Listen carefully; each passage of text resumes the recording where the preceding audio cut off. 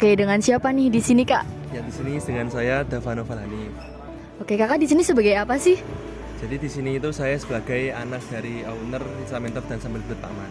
Wah, mungkin kita boleh kali ya nanya-nanya terkait usaha Kakak. Nah, yang pertama itu Kakak usaha ini tuh berdiri dari tahun kapan sih, Kak? Oke, jadi usaha ini tergolong baru, yaitu baru mulai buka itu tahun 2023 akhir. Enggak, pertengahan.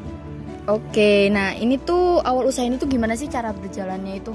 Terinspirasi dari apa gitu? Jadi ini terinspirasi dari usaha orang tua saya yang dulu itu mungkin udah terdampak dari COVID ya. Jadinya mungkin udah nggak bisa diterusin lagi. Terus makanya terinspirasi buka di rumah dengan konsep yang modelnya nggak terlalu banyak tapi juga bisa ngasihin profit yang tinggi. Wow, keren banget sih, Kak. Nah, kira-kira tuh berapa sih jumlah pekerja di sini sampai sekarang? Nah, kalau untuk jumlah pekerja itu totalnya ada 5. Ada 5. Itu bisa nggak, Kak, dijelasin job desk-nya tuh apa aja? Bisa banget. Jadi itu 5 itu yang pertama itu ada yang di bagian dapur. Di bagian dapur itu yang dari bumbu-bumbu lah, ngerajangin kayak ya sewajarnya di dapur lah. Terus ada yang kedua itu ada yang di bagian dapur yang goreng.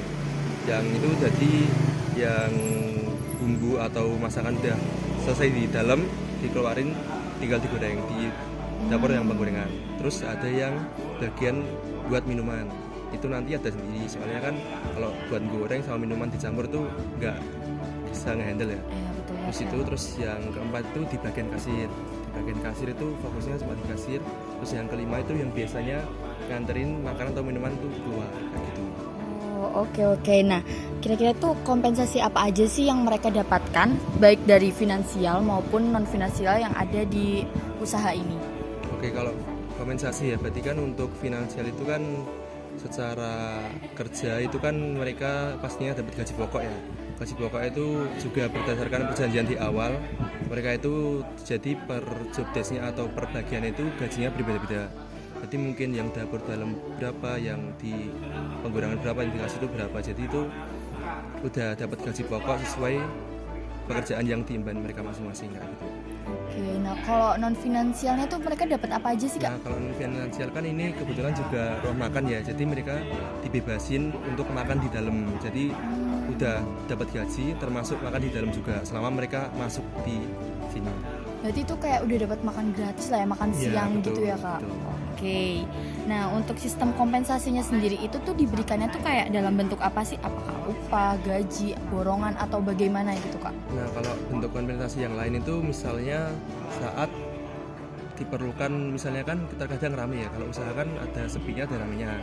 Kalau rame itu biasanya mungkin butuh tenaga tambahan, itu mereka kan jamnya juga dibutuhkan lagi kayak overtime, tapi mereka juga dikasih bayaran lebih dari shift yang biasanya. Misalnya kan dari pagi sampai sore. Misalnya kita dari owner butuh lagi soalnya biasanya rame, itu tambahin jamnya tapi juga tambahin bayar mereka gitu. Terus juga pas mungkin lebaran itu bisa dapat THR juga. Terus ya mungkin kayak tunjangan-tunjangan yang lain, mungkin kalau ada event-event apa kayak gitu. Kak, mungkin itu aja sih kalau dari aku, dan itu jawabannya udah memuaskan banget dan itu udah cukup informatif. Terima kasih banyak ya, Kak Dava. Sama-sama.